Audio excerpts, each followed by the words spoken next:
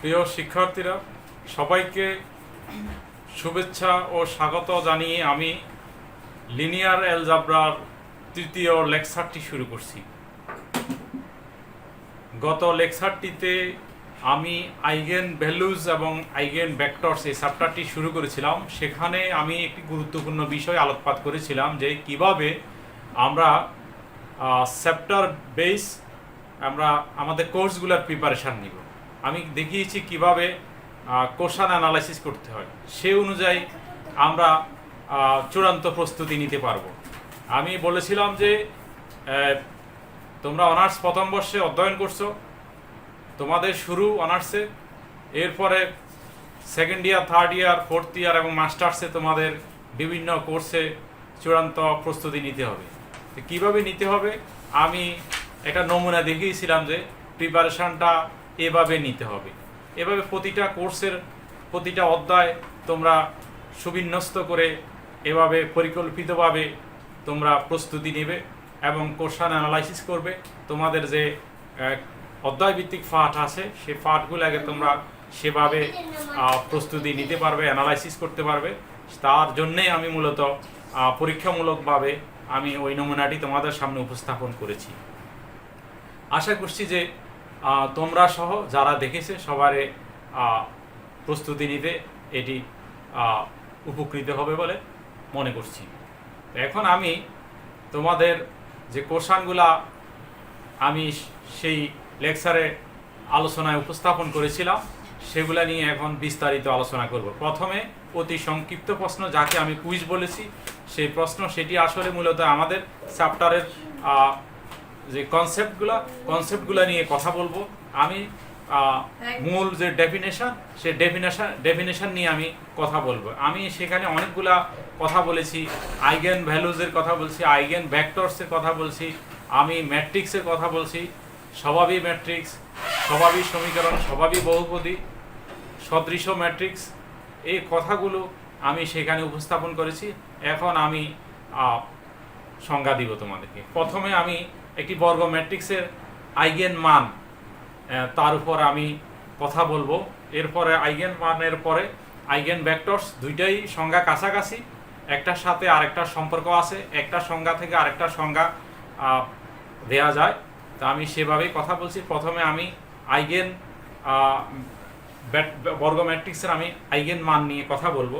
আমি ডেফিনেশনটা তোমাদের সামনে উপস্থাপন করতেছি। বর্গ ম্যাট্রিক্সের আইগেন মান,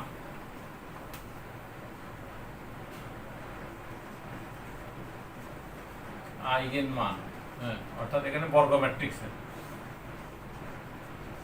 একটা বর্গ ম্যাট্রিক্স দেয়া থাকলে তার আইগেন মান কি হবে? বর্গ ম্যাট্রিক্সের আইগেন মান, eigen value of A square matrix. কোন ফিল্ড এফ এ সংজ্ঞায়িত একটা বর্গ ম্যাট্রিক্স যদি তোমার n বাই n ক্রমের হয়, কেমন? কোন ফিল্ড এফ এ সংজ্ঞায়িত একটি n বাই n ক্রমের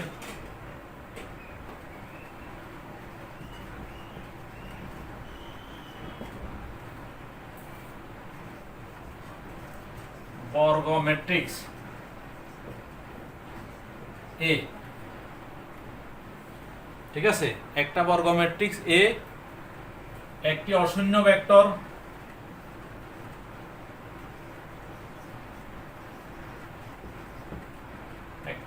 ভেক্টর কি বি, এটি Rn এ থাকবে, Rn, কেমন? একটি এত হলে যে কোনো scalar lambda belongs to F কে আইগেন মান বলা হবে।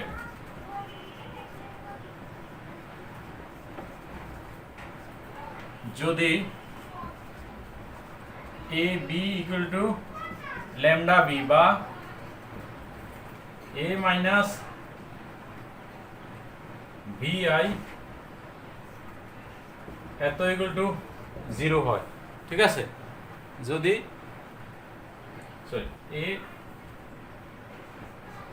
এ minus lambda I into B equal to 0 হয়, যেখানে আই একই ক্রমের অর্থাৎ n বাই n ক্রমের একই ক্রমের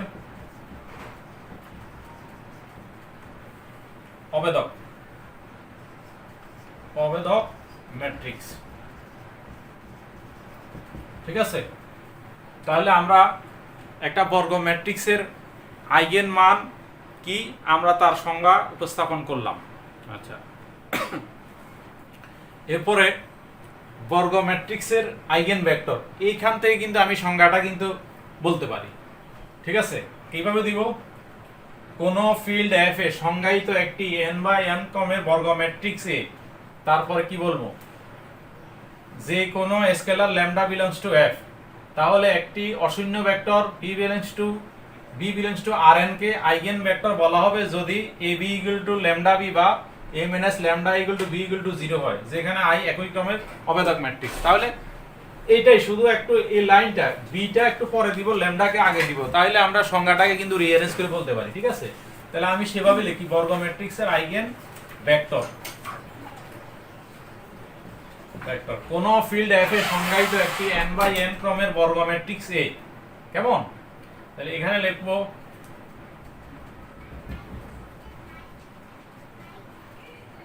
বর্গ ম্যাট্রিক্স এ যে কোনো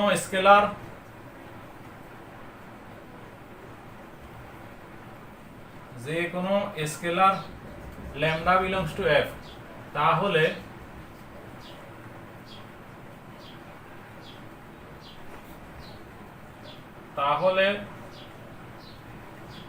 যে কোনো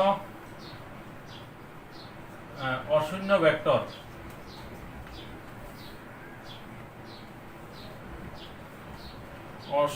vector B belongs to Rn কে আইগেন ভেক্টর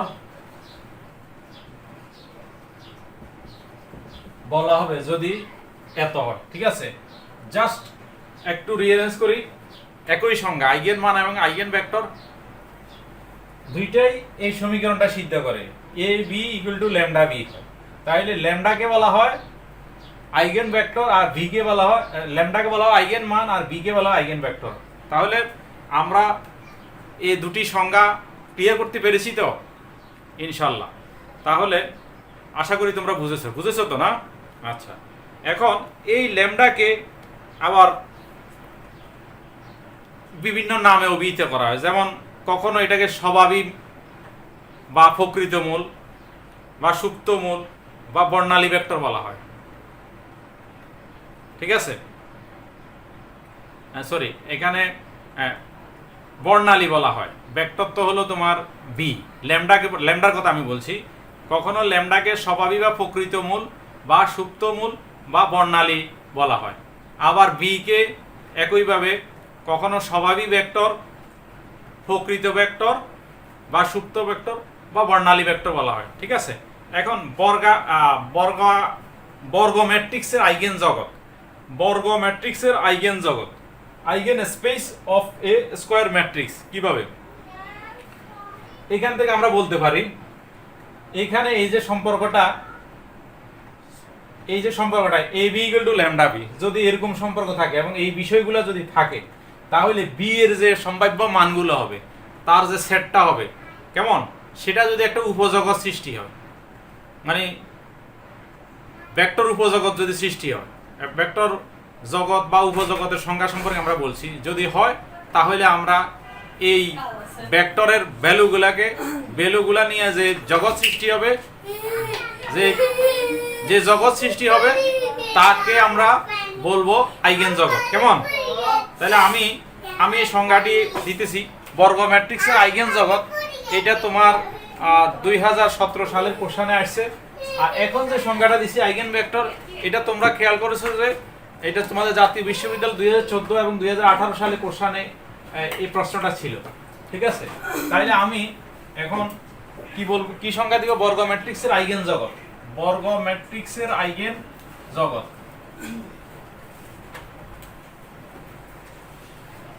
বর্গ ম্যাট্রিক্সের আইগেন জগৎ। ঠিক আছে, এখানে ওই একই রকম সংজ্ঞা আমরা বলবো। ওখানে যা বলছি, আমাদের ম্যাট্রিক্সটা কি n বাই n ক্রমের বর্গ ম্যাট্রিক্স। যদি এ একটি বর্গ ম্যাট্রিক্স এবং ল্যামডা বিলংস টু f একটা ওই ম্যাট্রিক্সের আইগেন মান হয়, যদি এ একটি বর্গ ম্যাট্রিক্স,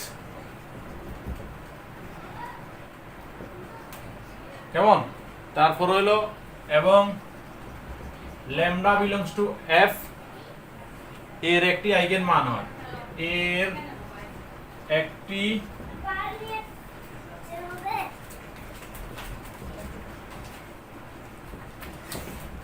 আইগেন মান হয়, কেমন, তবে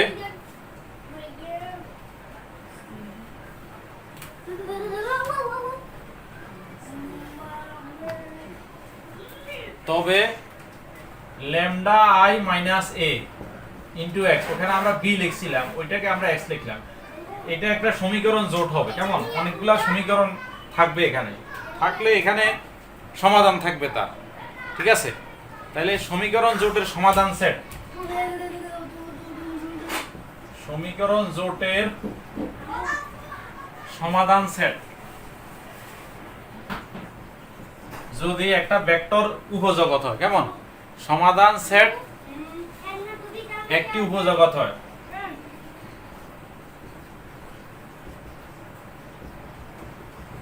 উপজগৎ হয়, তাহলে ওই উপজগৎকে, তাহলে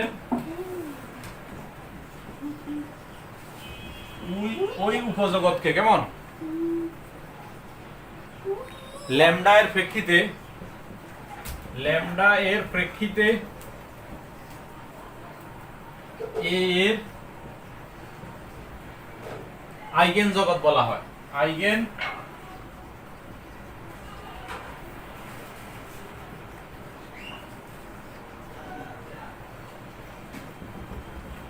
তাহলে আসলে মূলত আমরা যে প্রথমে যে দুইটা সংজ্ঞা দিয়েছিলাম, তোমার বর্গ ম্যাট্রিক্সের আইগেন মান এবং বর্গ ম্যাট্রিক্সের আইগেন ভেক্টর, সেখানে যে ভেক্টরের ল্যামডার প্রেক্ষিতে বর্গ ম্যাট্রিক্স এর জন্য ল্যামডা এর প্রেক্ষিতে ভেক্টরের যে মানগুলো আসবে, সবগুলা মানের যে সেটটা নিব আমরা, সেই সেটটা যদি একটা উপজগৎ হয়, তখন এই উপজগৎকে বলা হবে আইগেন জগৎ। ক্লিয়ার? আশা করছি যে তোমাদের ক্লিয়ার হয়েছে। তাহলে আমরা পরবর্তী ডেফিনেশনে যাব।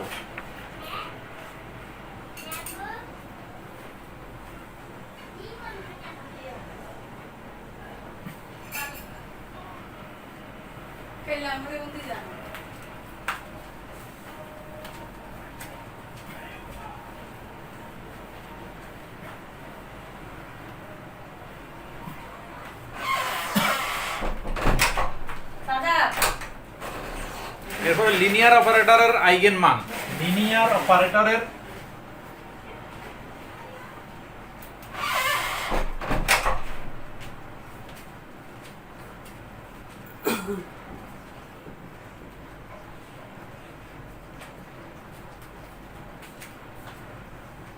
আইগেন মান,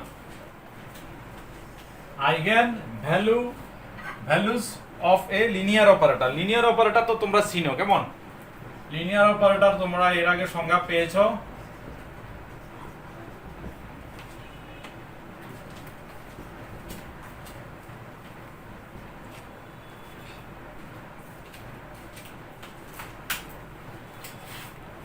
ঠিক আছে, এই ধরনের অপারেটর, এটাকে বলা হয়, টি কে বলা হয় তোমার লিনিয়ার অপারেটর। এখন এই লিনিয়ার অপারেটরের আইগেন মান, এইটাও ওই আইগেন মানের মতোই, কেমন, এখানে শুধু অপারেটরটা থাকবে টি। তাহলে যদি বিএফ একটি ভেক্টর জগৎ হয়, তাহলে এখানে এই বিএফটা একটা ভেক্টর জগৎ, কিন্তু যদি বিএফ একটি ভেক্টর জগৎ হয় এবং যদি এরকম একটি operator T BF to BF থাকে, যাতে T b equal to lambda b হয়, কেমন, তখন এই ল্যামডাকে বলা হবে লিনিয়ার অপারেটরের আইগেন মান। ঠিক আছে, তাহলে একটু আমি স্পষ্টভাবে সংজ্ঞাটি লিখি। বিএফ একটি ভেক্টর জগৎ এবং বিএফ একটি ভেক্টর জগৎ এবং টি বিএফ টু বিএফ এটা একটা লিনিয়ার অপারেটর। কেমন? যদি এত একটি linear operator,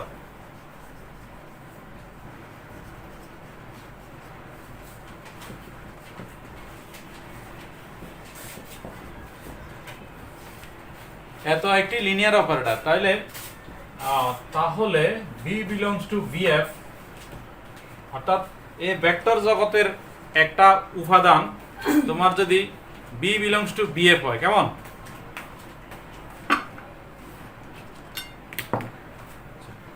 B belongs to BF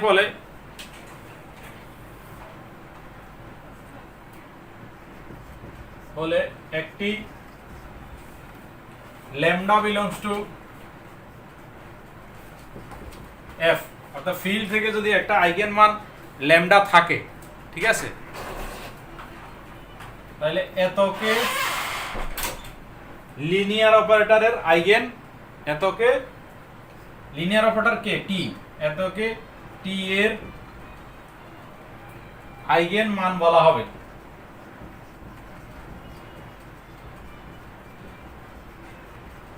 যদি T b equal to lambda b হয়, ঠিক আছে।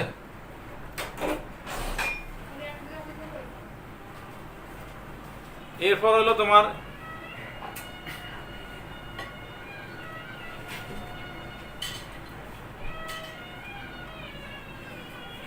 এরপরে কি বলবো, linear operator eigen vector, linear অপারেটরের আইগেন ভেক্টর। এখান থেকে আমরা আইগেন ভেক্টর সংজ্ঞা দিতে পারবো, অর্থাৎ ঠিক সংজ্ঞাটা এরকম।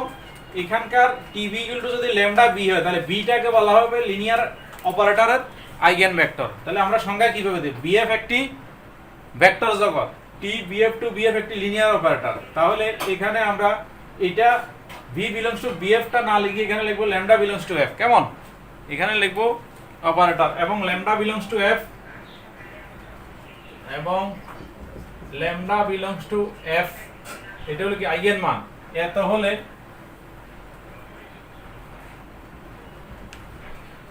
হলে BF belongs to V belongs to BF কে টি এর আইগেন ভেক্টর বলা হবে যদি এত হয়। ক্লিয়ার? তাহলে কি একটার সাথে আরেকটা সংজ্ঞা আমরা উপস্থাপন করে দিলাম।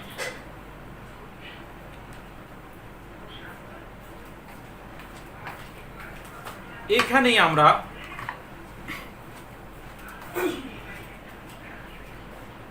আমরা এই সংজ্ঞায় ল্যামডার সাপেক্ষে বি এর উপাদানের যে তোমার সেটটা হবে, এখানে যে বি এর সেটটা হবে, এই যে সুনির্দিষ্ট ল্যামডার সাপেক্ষে বি এর যে ভ্যালুগুলো হবে সবগুলোর সেটটাকে বলা হবে লিনিয়ার অপারেটরের আইগেন জগৎ, লিনিয়ার অপারেটরের আইগেন জগৎ, ঠিক আছে। সেটি আমি আর আলাদাভাবে সংজ্ঞা না দিয়ে এখানে বলে ফেললাম। এরপরে গুরুত্বপূর্ণ সংজ্ঞা, স্বভাবী ম্যাট্রিক্স কাকে বলা হবে, ঠিক আছে।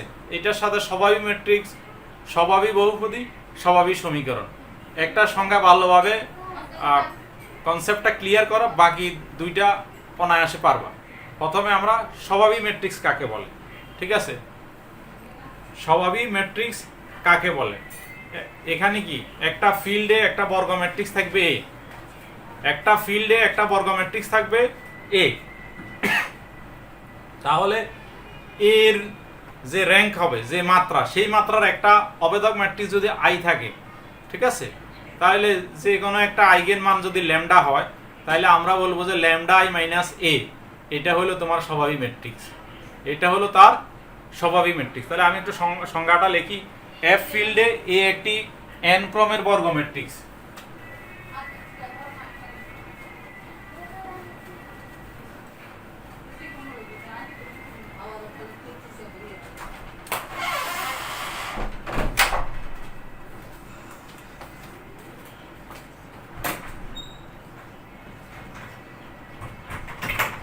স্বভাবী ম্যাট্রিক্স, ইংরেজিতে কি বলে? Characteristic matrix. কোন ফিল্ড এফ এ সংজ্ঞায়িত একটি বর্গ ম্যাট্রিক্স, সংজ্ঞায়িত একটি n বাই n ক্রমের বর্গ ম্যাট্রিক্স এ,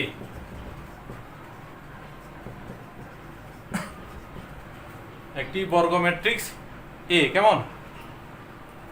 আই একই ক্রমের অবেদক ম্যাট্রিক্স, একই ক্রমের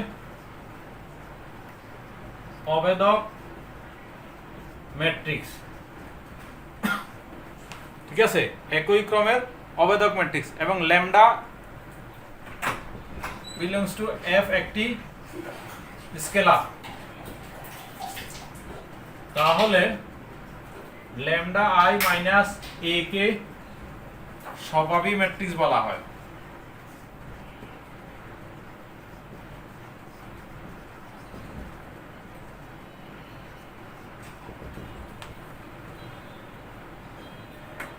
ঠিক আছে, ক্লিয়ার তো? স্বভাবী ম্যাট্রিক্সের পরে আসবে কি? স্বভাবী বহুপদী। স্বভাবী ম্যাট্রিক্স তো clear, lambda I minus A কে স্বভাবী ম্যাট্রিক্স বলা হয়। তাহলে স্বভাবী বহুপদী কে? এই ল্যামডা আই মাইনাস এ এর নির্ণায়ককে বলা হবে। এই ম্যাট্রিক্সটার নির্ণায়কটা যদি নাও সেটি হবে স্বভাবী বহুপদী। ঠিক আছে, এরপর হলো স্বভাবী বহুপদী, তারপরে স্বভাবী সমীকরণ। স্বভাবী বহুপদী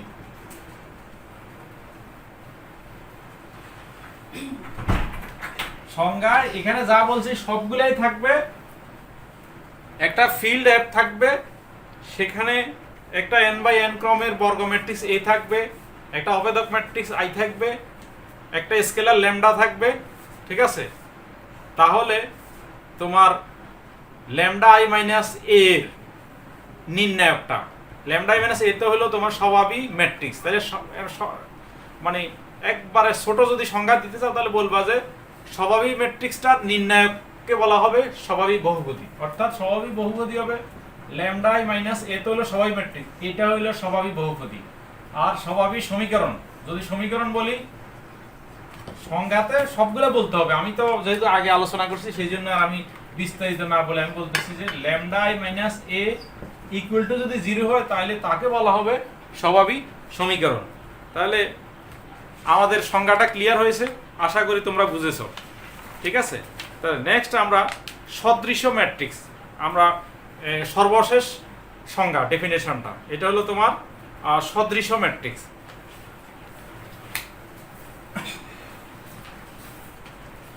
সদৃশ্য ম্যাট্রিক্স ইংরেজিতে বলে সিমিলার ম্যাট্রিক্স, সদৃশ্য ম্যাট্রিক্স। ঠিক আছে, দুইটা matrix A B K সদৃশ্য matrix বলা হবে। দুইটা ম্যাট্রিক্স এ এবং বি কে সদৃশ্য বলা হবে যদিও কেবল যদি এমন একটি তোমার অব্যতিক্রমী ম্যাট্রিক্স, নন সিঙ্গুলার ম্যাট্রিক্স যদি ফি পাওয়া যায়, যাতে আমরা লিখতে পারি যে B equal to phi inverse A phi. ঠিক আছে, তখন এ বি কে সদৃশ্য ম্যাট্রিক্স বলা হবে। তাহলে আমি কি বলেছি? দুটি ম্যাট্রিক্স এ ও বি কে সদৃশ্য ম্যাট্রিক্স বলা হবে যদি এমন একটি অব্যতিক্রমী ম্যাট্রিক্স, ইংরেজিতে বলে নন সিঙ্গুলার ম্যাট্রিক্স, অর্থাৎ যার মান শূন্য নয়, যার নির্ণায়কের মান শূন্য নয়।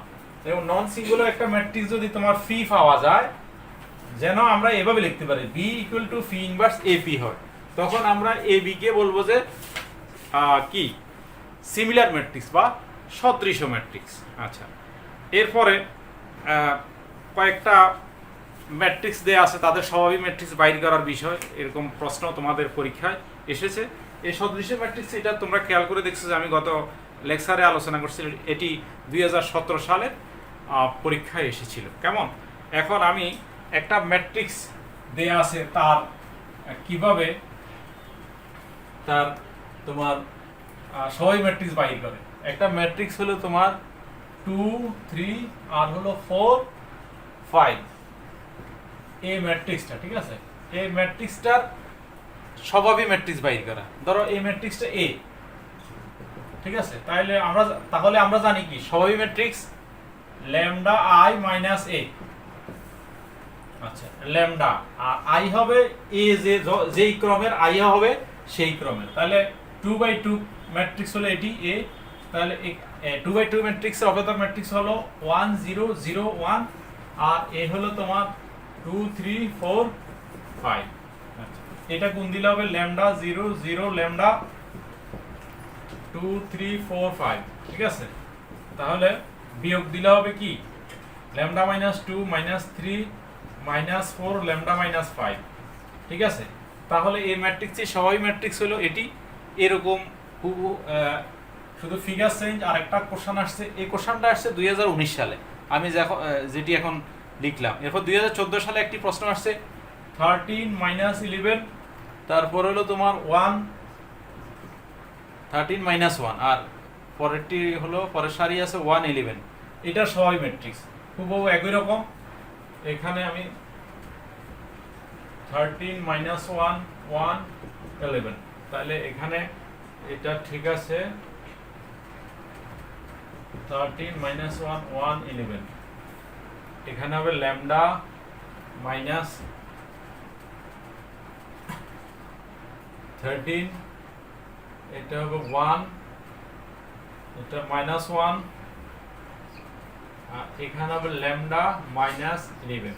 ঠিক আছে, এরপরে আরেকটি প্রশ্ন আসছে, কুইজ প্রশ্ন, যে ক্যালি হ্যামিল্টন উপপাদ্যটা বিবৃত করার জন্য। ঠিক আছে, আমরা পরবর্তীতে আমরা যে উপপাদ্য করব সেখানে আমি বলেছিলাম যে 2টা উপপাদ্য এই চ্যাপ্টারে বিভিন্ন সময় পরীক্ষা আসছে, দুটি আমি এখানে আলোচনা করব।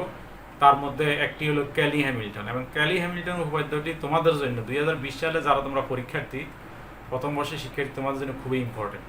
হ্যাঁ, ব্যতিক্রম না হলে প্রশ্নটি আসবে আশা করা যায়।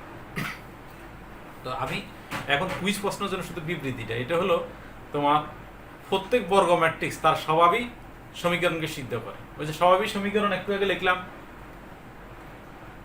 ল্যামডা আই মাইনাস এ এর নির্ণায়ক দিয়ে ইকুয়াল টু 0, এটা একটা সমীকরণ হবে। এই সমীকরণটাকে প্রত্যেকটা বর্গ ম্যাট্রিক্স এ দ্বারা, বর্গ ম্যাট্রিক্স যদি এ হয় এ দ্বারা সিদ্ধ হবে। এটা ক্যালি হ্যামিল্টন দুইজন ব্যক্তি যারা গণিতবিদ ছিল, যারা এটার উপর কাজ করেছে এবং এই থিওরিটা তারা ডেভেলপ করেছে।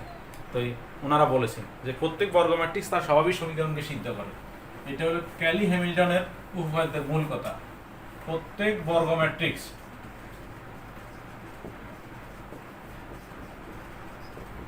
তার স্বাভাবিক সমীকরণকে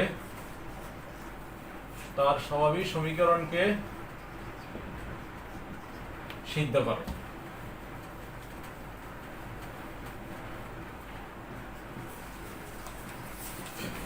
ঠিক আছে, আমরা এখন প্রথম যে উপপাদ্যটা সেটি আলোচনা করব আজকে। ক্যালি হ্যামিল্টন আমরা পরের দিন ইনশাল্লাহ কথা বলবো। তো প্রথমে আমি থিওরেম 1, 25 মিনিটস।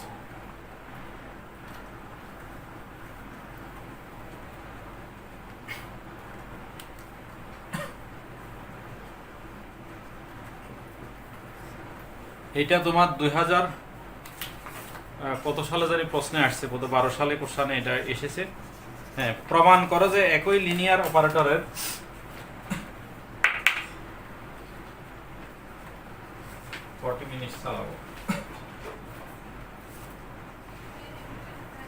প্রমাণ করো যে একই লিনিয়ার অপারেটরের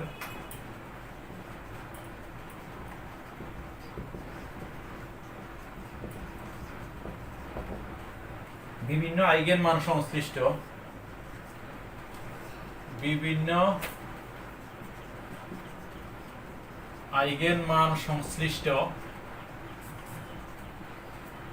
আইগেন ভেক্টরগুলি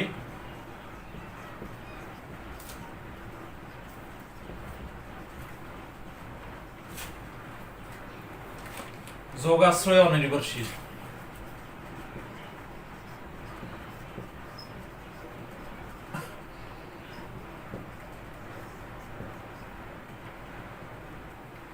অথবা এটি এভাবেও থাকতে পারে, অথবা যদি টি বিএফ টু বিএফ অর্থাৎ একটা লিনিয়ার অপারেটর, লিনিয়ার অপারেটর ভিন্ন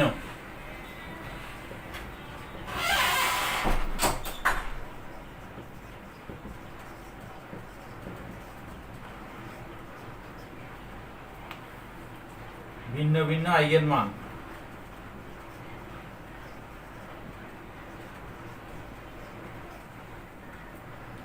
lambda 1, lambda 2, lambda 3, lambda n এর সংশ্লিষ্ট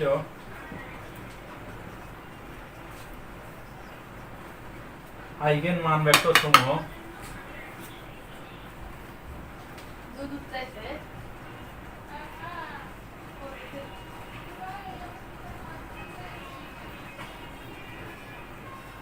যোগাশ্রয় অনির্ভরশীল।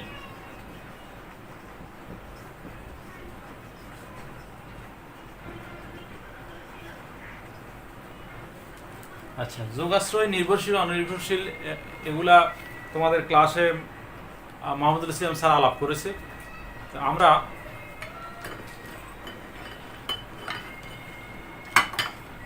আমরা সেই কনসেপ্টে আর যাবো না, তোমরা আশা করি জানো। আমরা এখন এই উপপাদ্যটি আমরা এখন প্রমাণ করব, ঠিক আছে? অর্থাৎ alpha 1 v1, alpha 2 v2, alpha 3 v3 plus dot dot alpha n bn equal to যদি 0 হয় তাহলে সকল আলফার মান 0 হবে। এটা হলো তোমার মূল কথা, এটা আমাদেরকে প্রমাণ করে দেখাতে হবে, ঠিক আছে? তাহলে আমি এখন যে কোনো একটা, যেহেতু এখানে দেয়া আছে একটা linear operator T BF to BF, একটা লিনিয়ার অপারেটর আমি লিখি এবং তার এই আইগেন ভ্যালুগুলা ল্যামডা 1, ল্যামডা 2, ল্যামডা n ওগুলা আমাদের দেয়া আছে, কেমন? তো সেই অনুযায়ী আমরা আমাদের প্রমাণটি স্টার্ট করি। আমাদের লক্ষ্য হলো যায় আমাদের ল্যামডা 1 সবগুলা 0 সেটি দেখানো। প্রুফ দেওয়া আছে টি the linear operator, the linear operator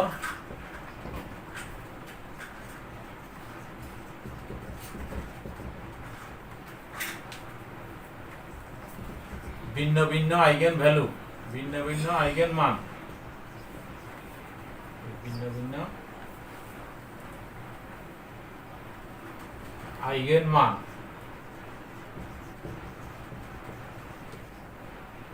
ভিন্ন ভিন্ন মানে কি? স্বতন্ত্র, একটা আরেকটা থেকে আলাদা। আইগেন মান ল্যামডা 1, ল্যামডা 2, ল্যামডা 3 এভাবে ল্যামডা n। এর অনুষঙ্গী আইগেন ভেক্টর, এর অনুষঙ্গী eigen vector v1, v2, v3, vn। অর্থাৎ আমরা যদি লিখি লিনিয়ার অপারেটরের মাধ্যমে তাহলে টি ভিআই ইকুয়াল টু কি? Lambda i v i. এখানে আই এর মান হলো তোমার 1 to n। এখন আমরা ধরি একটা set S v1, v2, vn। এই এস সেটটা যোগাশ্রয়ী তোমার অনির্ভরশীল, সেটি আমাদেরকে দেখাতে হবে। এই জন্য আমরা এটাকে একটা সেটের মধ্যে নিয়ে নিলাম যাতে আমাদের প্রমাণে ব্যবহার করতে সুবিধা হবে। তাহলে আমাদেরকে দেখাতে হবে কি এস যোগাশ্রয়ী অনির্ভরশীল, কেমন?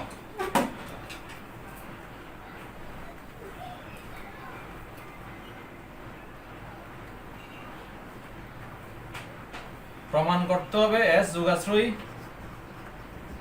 প্রমাণ করতে হবে এস যোগাশ্রয়ী অনির্ভরশীল।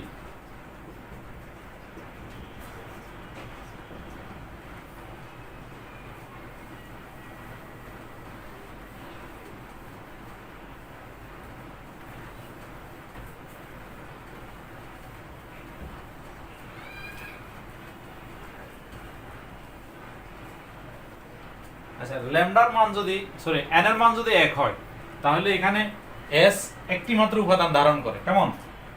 n এর মান যদি 1 হয় তাহলে s শুধুমাত্র b1 ধারণ করে। তো b1 যদি হয় তাহলে এটার লিনিয়ার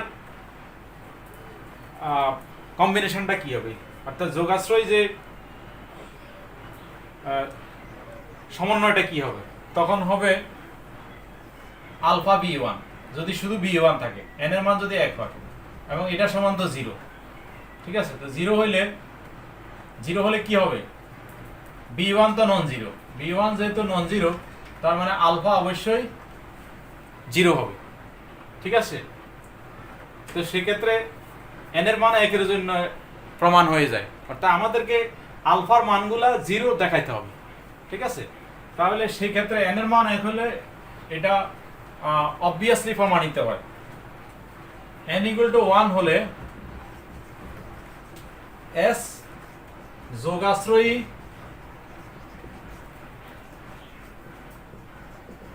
অনির্ভরশীল হবে, কারণ সেক্ষেত্রে s কেবলমাত্র একটি অশূন্য ভেক্টর, কেবলমাত্র একটি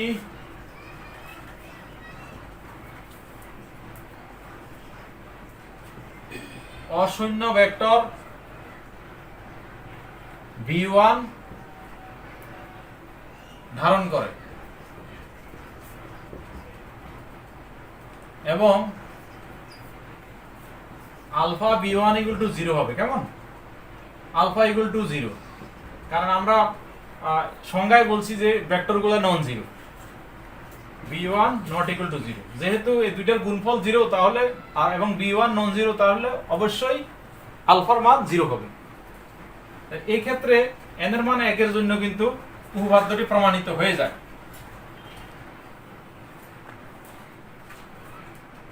অর্থাৎ n = 1 এর জন্য উপপাদ্যটি সত্য। আমরা তোমার গাণিতিক আরো পদ্ধতি অনুযায়ী আমরা দেখাবো যে এই উপপাদ্যটি সত্য। তোমরা গাণিতিক আরো পদ্ধতি নবম দশম শ্রেণী থেকে শুরু করে উচ্চ মাধ্যমিক শ্রেণীতে পড়েছো, তোমরা জানো। সেখানে প্রথমে n এর মান 1 এর জন্য সত্য দেখাতে হয়, এরপরে ধরে নেওয়া হয় যে n = m এর জন্য সত্য, তারপরে আমাদেরকে সেটা থেকে আমাদেরকে দেখাতে হবে যে n = m+1 এর জন্য সত্য। তখন আমরা বলতে পারি যে n এর সকল, অর্থাৎ সকল পূর্ণসাংখ্যিক মানের জন্যই উপপাদ্যটি সত্য। তাহলে আমরা n = 1 এর জন্য সত্য পেলাম। এখন আমরা কি করব, ধরে নিব যে n = m এর জন্য উপপাদ্যটি সত্য। অর্থাৎ সেই ক্ষেত্রে কি s এর মান, তখন সেক্ষেত্রে যদি আমরা s1 = b1 b2 এভাবে bm বলি, হ্যাঁ, অর্থাৎ এই ভেক্টরগুলা যোগাশ্রয়ী অনির্ভরশীল আমরা এটা ধরে নিব। সেখান থেকে আমরা তারপরে যদি দেখাতে পারি যে b1 b2 bm+1 এর 1ও যদি যোগাশ্রয়ী অনির্ভরশীল হয়, যদি দেখাতে পারি, তাহলে আমরা বলতে পারবো যে s-টা আমরা যে s সেটটা ধরছি, যেখানে কি b1 b2 b3 এভাবে bn, অর্থাৎ সকল পূর্ণসাংখ্যিক মানের জন্য ভেক্টরের এটি যোগাশ্রয়ী অনির্ভরশীল। এটা আমাদেরকে দেখাতে হবে। কেমন? আচ্ছা, তাহলে ধরে নিলাম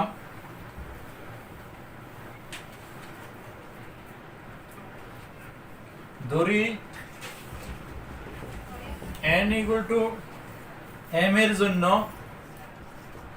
উপপাদ্যটি সত্য। তাহলে s1 = b1 b2 এভাবে bm যোগাশ্রয়ী, যদি n = m এর জন্য সত্য হয় তাহলে এত যোগাশ্রয়ী অনির্ভরশীল হবে। যোগাশ্রয়ী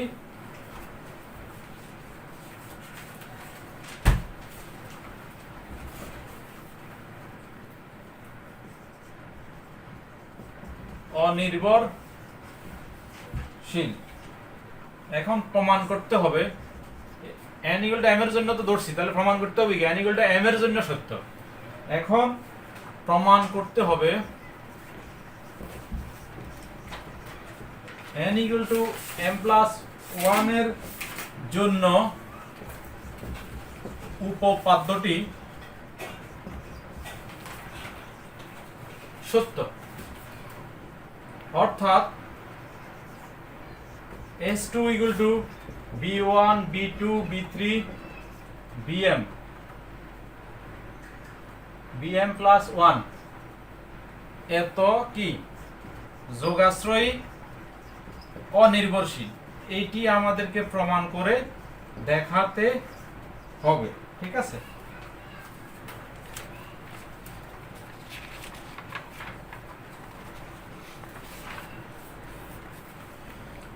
এটা দেখার জন্য আমরা কি করব, আমরা লিনিয়ার কম্বিনেশনটা আলফা 1 b1 ধরি, alpha 2 b2 alpha 3 b3 dot dot alpha m vm alpha m plus 1 v m plus 1 equal to 0। এটা আমরা ধরে নিলাম। এখান থেকে আমরা আমাদেরকে দেখাতে হবে যে alpha 1 alpha 2 alpha 3 alpha m plus 1 এগুলা সবগুলোর মান 0 আমাদেরকে প্রমাণ করে দেখাতে হবে। কেমন? এখন আমরা এটাকে আমরা 1 নম্বর সমীকরণ দিলাম, যেখানে আমাদের ল্যামডা 1 ল্যামডা 2 আলফা 1 আলফা 2 এভাবে আলফা m plus 1 এগুলা সবগুলা কি, এগুলা সব হলো তোমার স্কেলার, যেখানে স্কেলার এত এগুলা সবগুলা ফিল্ড এফ এ আছে।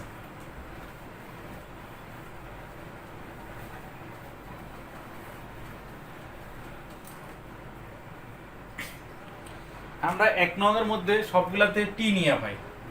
ঠিক আছে, টি আলফা 1 v1 টি লিনিয়ার অপারেটর টি নিলাম, alpha 2 v2 alpha 3 v3 T alpha m vm T alpha m plus 1 v m plus 1 equal to 0। ঠিক আছে, মানে t0 এর মানও 0, এখানে t0 হওয়ার কথা, t0 এর মানও 0। কেমন? তাহলে এখন আমরা এটাকে লিখতে পারি, আমরা স্কেলারটা বাইর করে নিয়ে আসলে alpha 1 tb1 alpha 2 tb2 alpha 3 tb3 plus dot dot alpha m tvm alpha m plus 1 tb m plus 1 equal to 0।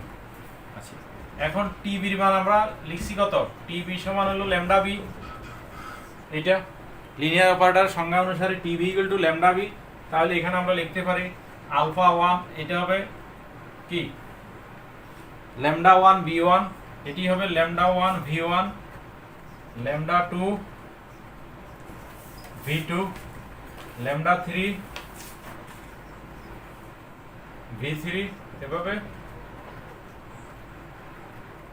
Alpha m lambda m vm alpha m plus 1 lambda m plus 1 v m plus 1। ঠিক আছে, equal to 0। আচ্ছা, এইটাকে আমরা 2 number সমীকরণ লিখলাম। এখন আমরা 2 থেকে 1 এর এক সমীকরণটাকে আমরা যদি ল্যামডা m plus 1 দ্বারা গুণ করি, তো 2 থেকে যদি বিয়োগ দিই, 2 বিয়োগ 1 এর ল্যামডা m plus 1 গুণ। ঠিক আছে, অর্থাৎ এটা এরকম 2 সমীকরণ minus 1 into lambda m plus 1। ঠিক আছে, তাহলে কি দাঁড়ায়, তাহলে আমরা কি পাবো? ঠিক আছে, আমরা পাবো আলফা 1 b1 এখানে কত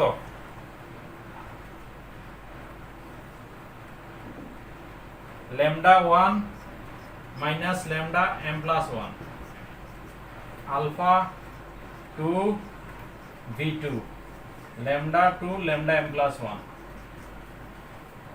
এরপরগুলো আমি উপরে লিখতেছি।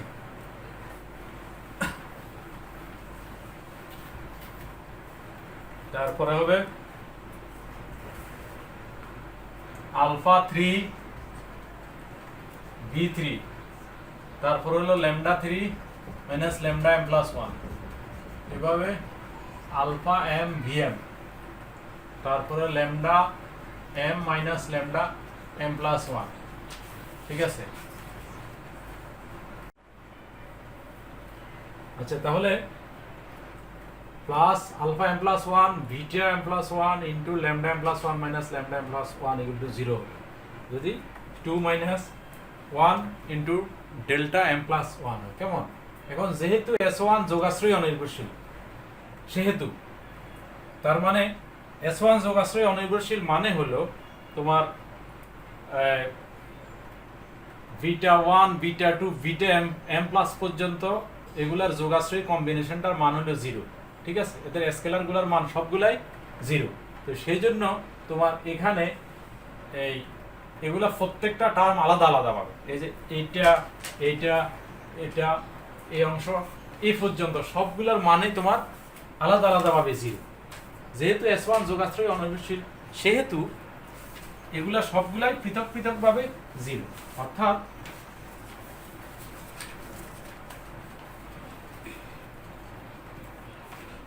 অর্থাৎ তোমার alpha one del one minus del lambda one minus lambda M plus one equal to zero, alpha two lambda two minus equal to zero, alpha three lambda three minus lambda M plus one equal to zero. তারপরে alpha M lambda M minus lambda M plus one, এগুলা প্রত্যেকটাই zero.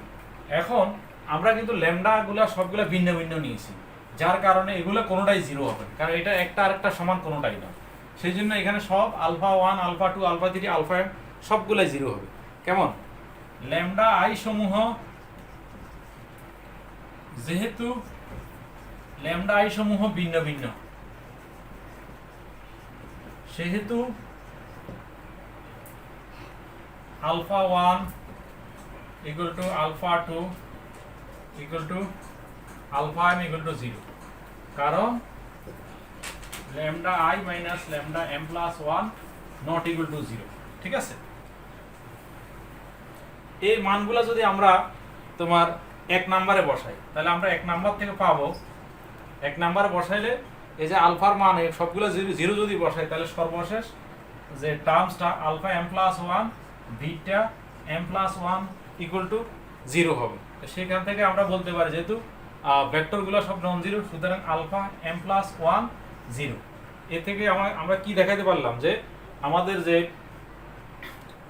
উপপাদ্যটা এটা M plus ওয়ানের জন্য সত্য, অর্থাৎ গাণিতিক আরোহ বিধি অনুযায়ী আমাদের প্রমাণ হয়ে গেল যে সকল পূর্ণসাংখ্যিক মানের জন্য এই উপপাদ্যটি সত্য। তাহলে আমি সর্বশেষ লাইনটা একটু লিখে নিই।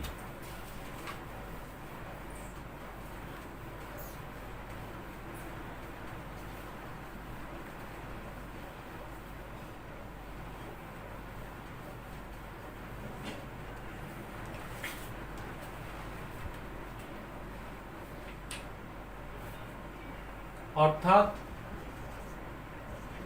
S2 equal to V1 V2 V3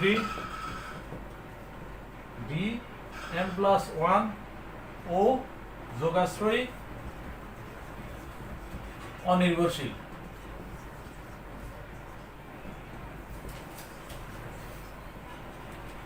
সুতরাং n equal to m plus 1 এর জন্য উপপাদ্যটি সত্য। অর্থাৎ গাণিতিক আরোহ বিধি অনুযায়ী n এর সকল পূর্ণসাংখ্যিক মানের জন্য, অর্থাৎ গাণিতিক আরোহ বিধি অনুযায়ী